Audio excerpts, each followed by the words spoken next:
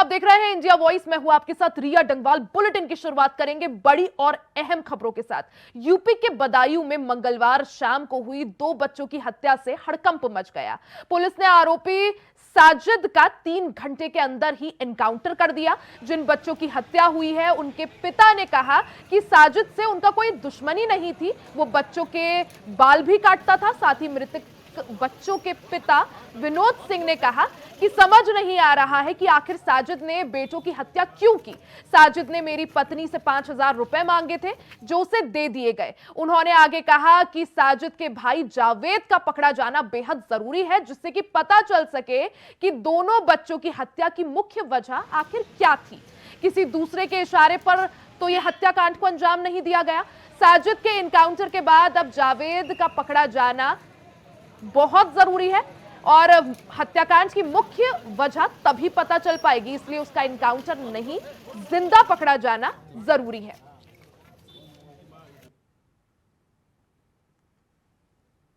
तो 2 तस्वीरें आपके टीवी स्क्रीन पर आपको दिखा रहे हैं। पहली तस्वीर उस वक्त की है जहां पर हत्याकांड को अंजाम दिया गया और दूसरी तस्वीर वो है जहां पर हत्याकांड के बाद जो गुस्साई भीड़ थी उसने कई सारी दुकानों में तोड़फोड़ की, आगजनी की। तो तस्वीरें आपको दिखा रहे हैं। पहली तस्वीर उस मोहल्ले की है जहां पर हत्याकांड को अंजाम दिया गया।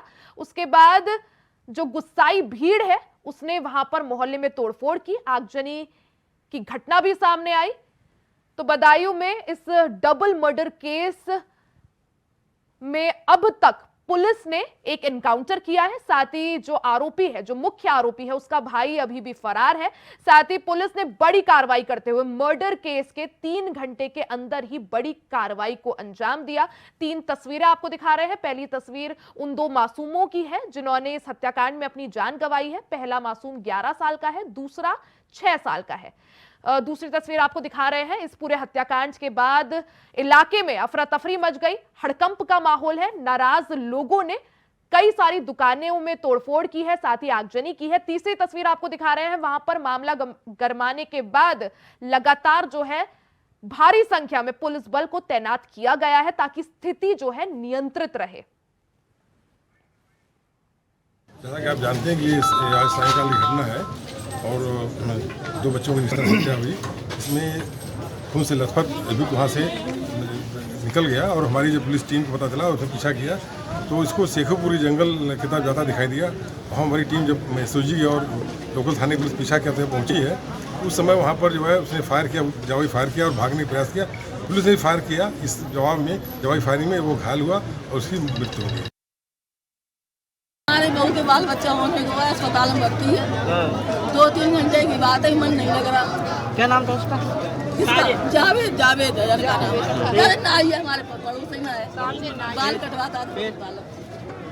तो बोली ठीक है बेटा, हम भी बड़ी परेशानी में रहे, कोई बात नहीं, बच्चा बड़ी मुश्किल से मिलते, बेटा लाओ तुम हमारे ऊपर बैठ जाओ, आराम कर लो 2 घंटा को, हम लाओ चाय बना दे तुम।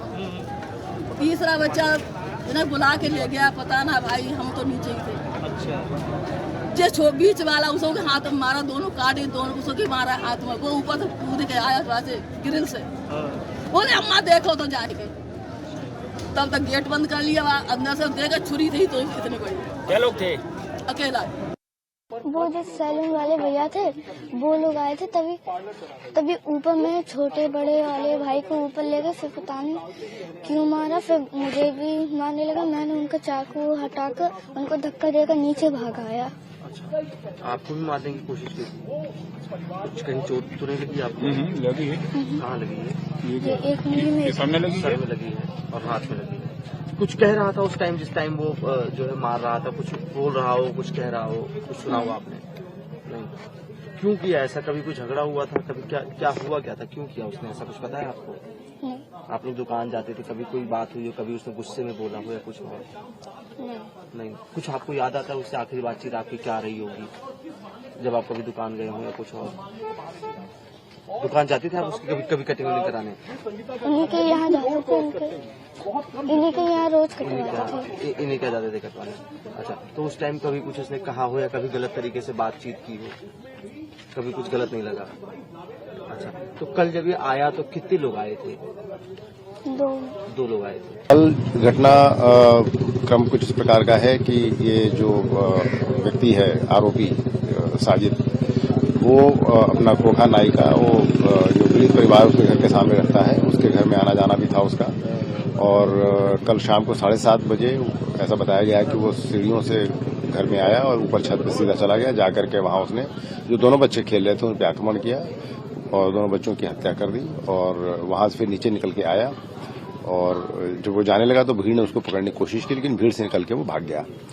पुलिस को सूचना मिलते ही पुलिस ने मौके पर पहुंच करके स्थिति को संभाला और जब ये पता चला कि वहां से भाग गया है तो उसकी तलाश में टीमें भी निकाल दी गई। थोड़ी देर के बाद ही सूचना मिली कि शेखुपुर के जंगल में ब्लड स्टेन कपड़े, जो बच्चों का जो खून लगा था उस तरह के कपड़ों में कोई व्यक्ति भाग रहा है। पुलिस ने घेराबंदी की, उसने पुलिस पार्टी पर फायर किया, जवाबी फायर में उसकी मृत्यु हो गई। मैं तो उसको हम लोग देखा कि उसका इनकाउंटर हुआ है, मुझे पता भी नहीं था, हम तो बाद में आए। मैं खुद ही आया 9-10 बजे के करीब अंदाज ऐसे आए थे हम।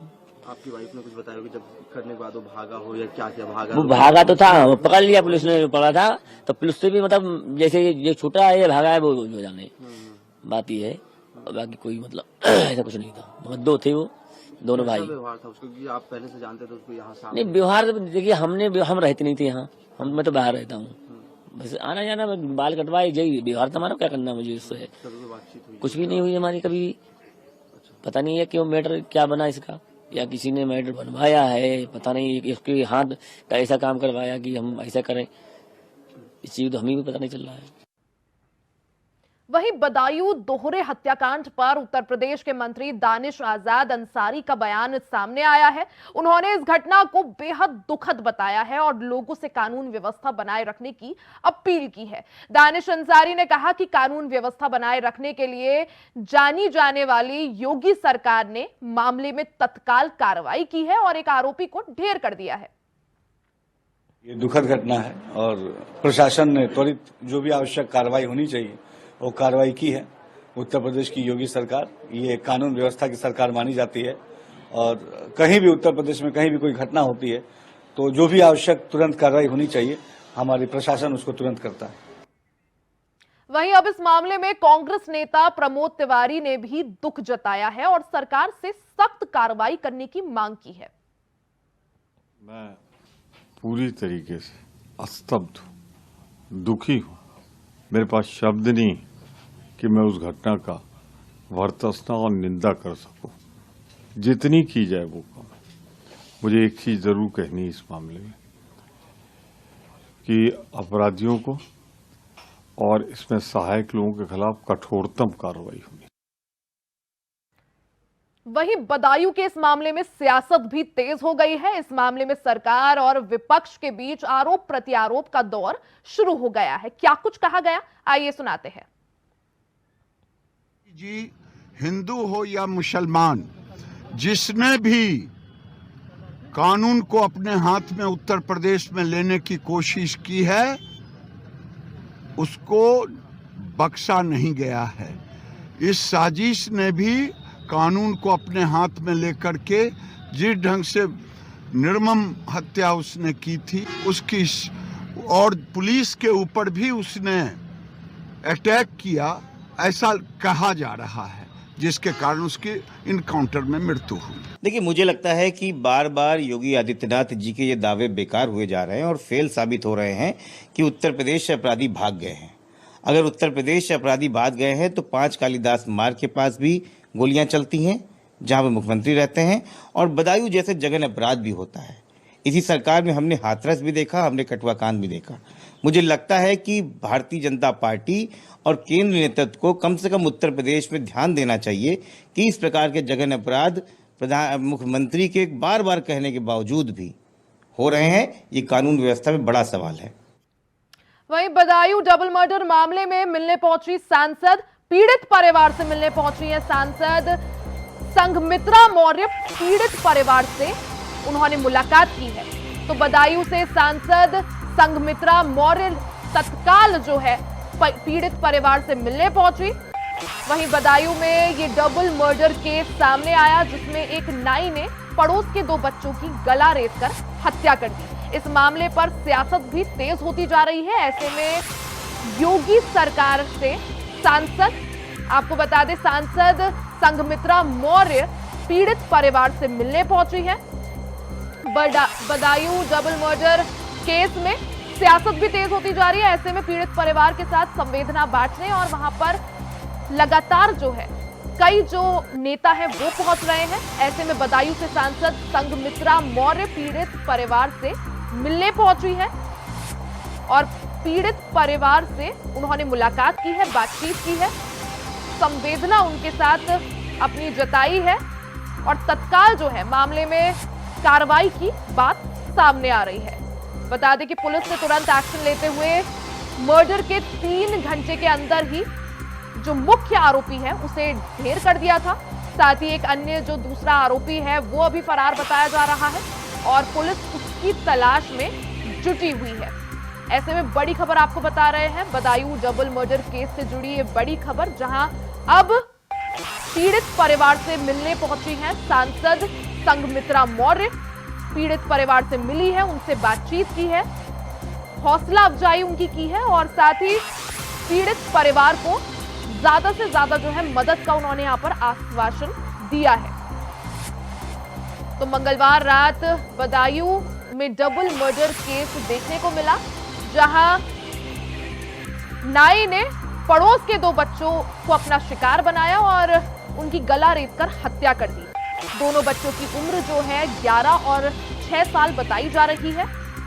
इसी दौरान पुलिस ने तुरंत इस मामले में एक्शन लेते हुए 3 घंटे के अंदर ही जो मुख्य आरोपी है उसे ढेर कर दिया, उसका इनकाउंटर हो गया और मुख्य आरोपी का भाई जो फरार चल रहा है उसकी तलाश लगातार जारी है। वहीं इस बीच बदायूं से सांसद संघमित्रा मौर्य मौके पर पहुंची, पीड़ित परिवार से उन्होंने मुलाकात की और उनको आश्वासन दिया है कि सरकार की तरफ से जो भी मदद उनको चाहिए वो की जाएगी। तस्वीरें आपको दिखा रहे हैं।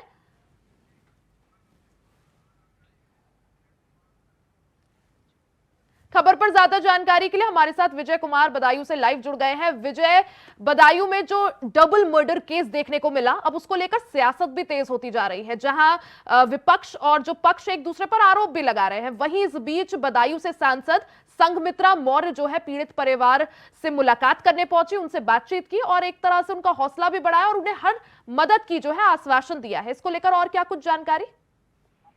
देखिए, वही बता दूं आपको कि जिस तरह से इस जघन्य हत्या को जो है हत्या आरोपियों ने जो अंजाम दिया था, इसको लेकर के पुलिस ने तत्काल कार्रवाई करते हुए साजिद नाम के एक व्यक्ति को जो है रात मुठभेड़ में ढेर भी कर दिया। दूसरे की जो है तलाश में कई टीमें काम कर रही हैं और जुटी हुई हैं, जिसको लेकर देखिए अब राजनीति, क्योंकि इलेक्शन का माहौल है तो राजनीति तो गरमाएगी।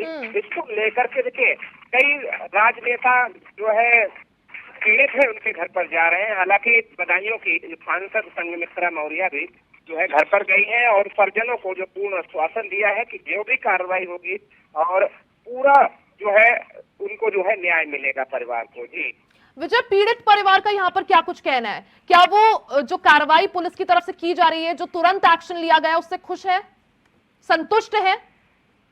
देखिए, पीड़ित परिवार का तो फिलहाल अभी तक कोई प्रतिक्रिया सामने नहीं आई है। हालांकि उनका कहना है, उनके परिजनों का यही कहना है कि जिस तरह से आरोपियों ने इस घटना को अंजाम दिया है तो उनके साथ ही वैसा ही इंजाम होना चाहिए। तत्काल पुलिस ने कार्रवाई करते हुए देखिए एक व्यक्ति को तो जो साजिद नाम का आरोपी था उसको तो मुठभेड़ में ढेर कर ही दिया है।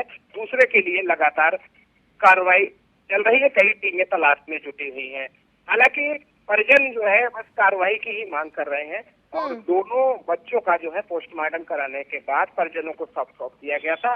दोनों शवों के अंतिम संस्कार के लिए परिजन कचला गंगा घाट पर दोनों बच्चों को उनके अंतिम संस्कार के लिए लेकर के गए थे।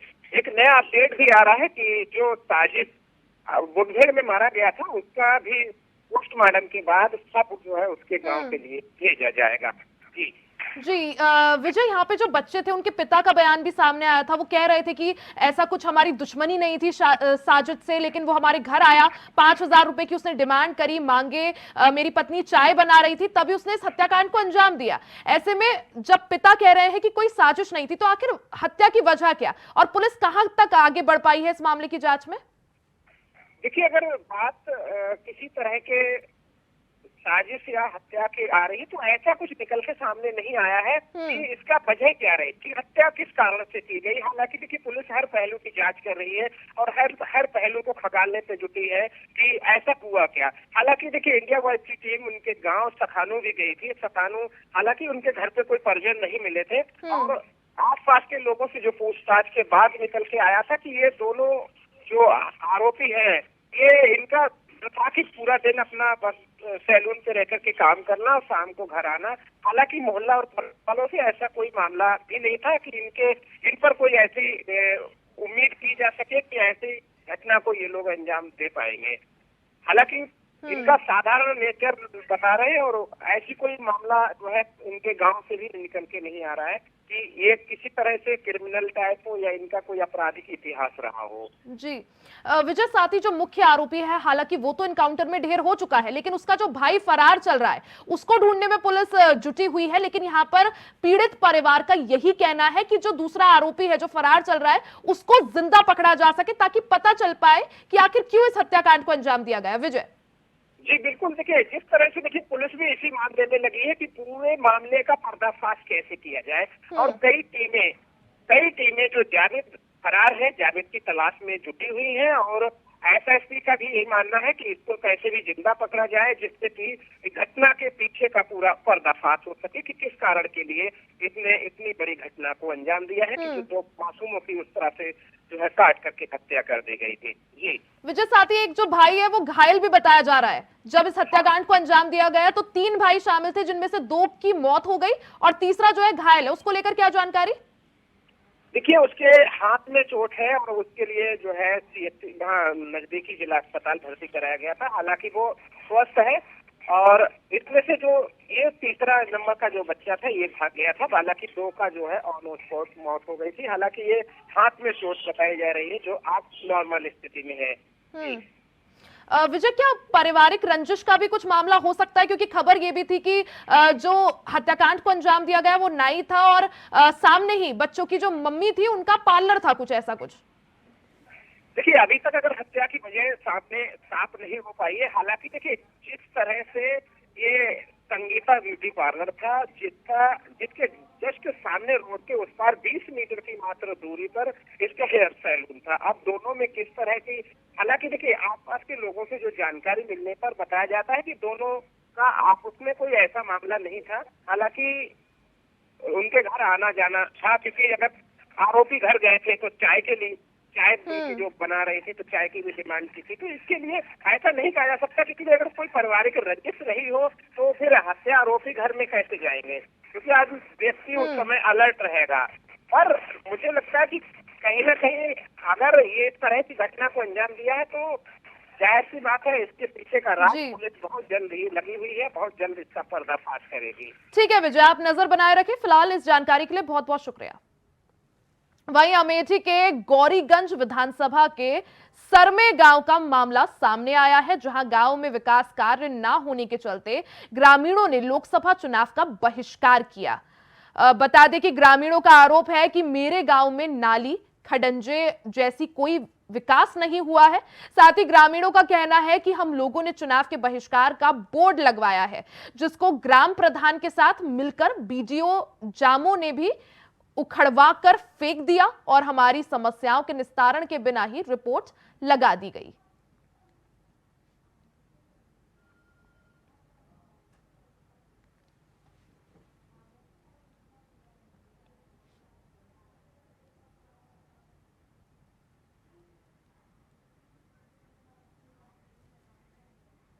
खबर हरदोई से है, जहां हरदोई में बीते दिनों डायल 112 में तैनात आरक्षी राहुल गौतम के कुछ वीडियोस वायरल हुए थे, जिसमें आरक्षी ने पुलिस आरक्षी विभाग में भ्रष्टाचार का भांडाफोड़ किया था, जिसके बाद एसपी ने मामले में जांच की बात कही थी। लेकिन अब मामले का खुलासा करने वाला आरक्षी ही रहस्यमय ढंग से गायब हो गया है, जिसको लेकर परिजनों ने एसपी से मुलाकात कर उसको ढूंढने की गुहार लगाई है।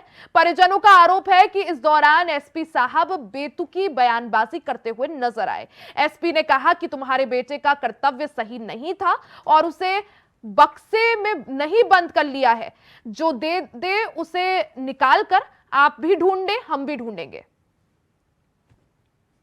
मैं ड्यूटी मेरी लगी है PRV 2715 जिला हरदोई, जिसके 112 के प्रभारी हैं हरदोई के दिनेश कुमार यादव, और एक लड़का है सुरेश सब लोग नाम का, जो इनका बहुत ही खास है। एक प्रकार का दलाल है, जो खुद पैसे कमाता है और उनको पैसे कमा कर देता है, और जो ऐसा नहीं करता वो उसके खिलाफ षड्यंत्र रचते हैं। जैसा कि मेरे साथ एक षड्यंत्र आज रचा गया है, सब लोग ने इंस्पेक्टर साहब ने मिल के, ठीक है। और ये आवाज़ मैं सुप्रीम कोर्ट में रिट डालूंगा, SC ST आयोग में, सुप्रीम कोर्ट में इनको तलब कराऊंगा, हाई कोर्ट सुप्रीम कोर्ट में, ठीक है। सिद्धार्थनगर में खाद्य सुरक्षा विभाग ने छापेमारी की है, जहां त्योहारों के मद्देनजर खाद्य पदार्थों में मिलावट के बढ़ते मामले को देखते हुए जिला खाद्य सुरक्षा विभाग की टीम ने जनपद मुख्यालय में मिठाइयों की दुकानों पर औचक निरीक्षण कर मिठाइयों के सैंपल उठाए। बताया जा रहा है कि मोबाइल परीक्षण प्रयोगशाला में प्राथमिक परीक्षण किया गया, जिसमें ज्यादातर सैंपल्स मानक की कसौटी पर खरे उतरे और कुछ नमूनों में मिलावट की पुष्टि हुई। हालांकि इस दौरान मिलावट वाले खाद्य पदार्थों में किसी खतरनाक जानलेवा रसायन की पुष्टि नहीं हुई है। तो वहीं इस दौरान शासन के निर्देशानुसार मिठाइयों के रेट सहित बाई डेट टैगिंग के लिए निर्देश दिए गए हैं। साथ ही 2 हफ्ते की अंतिम चेतावनी भी दी गई है और निर्देश का पालन नहीं करने पर कार्रवाई करने का आदेश दिया गया है।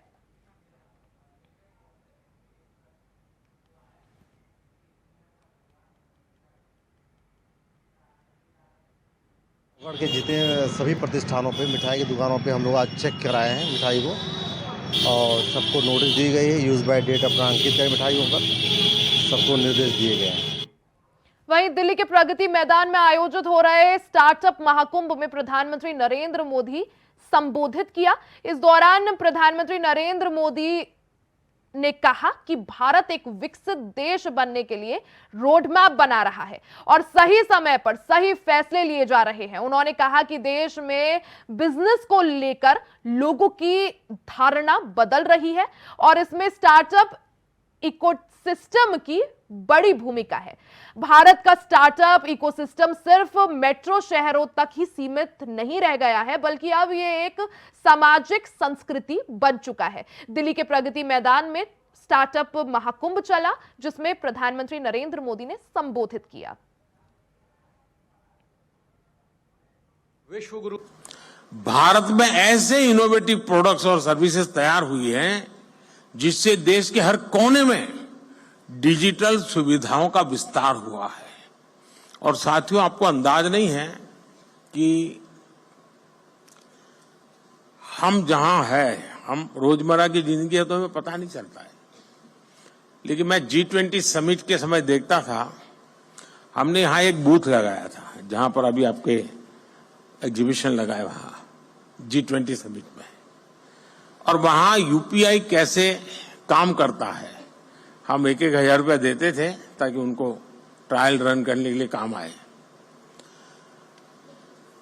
हर एक एम्बेसी अपने टॉप मोस्ट लीडर को वहां ले जाने का आग्रह रखते हुए जरा वहां देखें एक बार।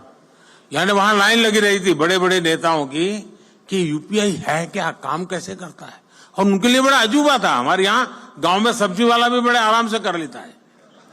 साथियों, इससे फाइनेंशियल इंक्लूजन को बल मिला है। रूरल और अर्बन डिवाइड को देश कम कर पाया है। और दुनिया में शुरू में इसकी चिंता थी, जब डिजिटल प्रोग्रेस होने लगा तो हैव्स एंड हैव नॉट्स वाली थियरी इसके साथ जुड़ गई थी, सोशल डिवाइड की बात हो रही थी। भारत ने टेक्नोलॉजी को डेमोक्रेटाइज कर दिया है और इसलिए हैव्स एंड हैव नॉट्स वाली थियरी मेरे यहां चल नहीं सकती है। मेरे यहां सबके लिए सब कुछ है। आज एग्रीकल्चर हो, एजुकेशन हो, हेल्थ हो, इनमें स्टार्टअप के लिए नई संभावनाएं बन रही है। मुझे इस बात की भी खुशी है कि हमारे 45% से ज्यादा स्टार्टअप्स, 45% से ज्यादा स्टार्टअप्स, इसका नेतृत्व महिलाएं कर रही है, नारी शक्ति कर रही है। भारत ने अपना ये विजन अपनी G20 प्रेसिडेंसी के दौरान स्पष्ट किया है इसी प्रीमाइसिस में G20 समिट हुई। विश्व के सभी बड़े नेता कोविड के बाहर दुनिया को कहां ले जाना इसके लिए खड़े बैठे थे और इसी मंडप पे मेरा देश का यंग माइंड बैठा है जो 2047 तक जाने का रास्ता तय करने वाला है।